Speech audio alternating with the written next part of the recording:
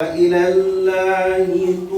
par une lecture du Coran qu'a débuté la conférence sur le thème « La responsabilité d'un Kadim dans la quête de la stabilité de la nation » organisée par la jeunesse Ahmadiyya de Côte d'Ivoire. Le missionnaire par intérim de la Jamaat Ahmadiyya a donné les raisons de cette initiative qui s'inscrit dans le cadre du Ijtima national 2025. On a initié cette cérémonie pour la mobilisation et pour formation de nos jeunes, Kodam et les Atfal. Kodam qui sont les jeunes Ahmadiyya de 15 à 40 ans et les Atfal qui sont les enfants de 7 ans à 15 ans.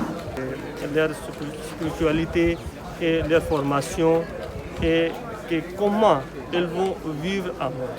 Le conférencier, l'imam de la mosquée Ahmadiyya de Grand Bassam, a invité la jeunesse à la responsabilité. Notre qualité de jeunes musulmans, et plus particulièrement Khodam al-Ahmadiyya, il nous incombe une double responsabilité, à la fois spirituelle envers notre foi et civique envers notre nation. En adoptant une conduite digne, rigoureuse et exemplaire, une discipline constante, un sens du service et un amour sincère du prochain, nous pouvons bâtir ensemble la stabilité de notre bien-aimé patrie, la Côte d'Ivoire.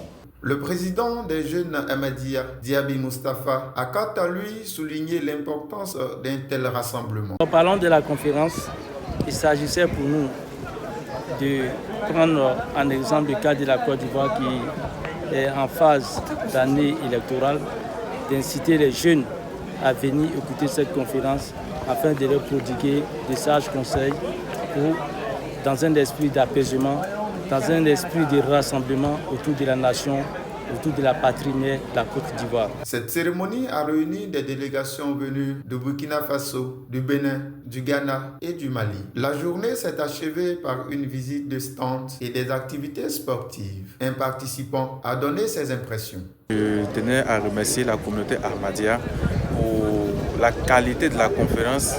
Déjà, c'est un thème essentiel dans cette période sensible électorale, qui portait sur la paix, la réconciliation.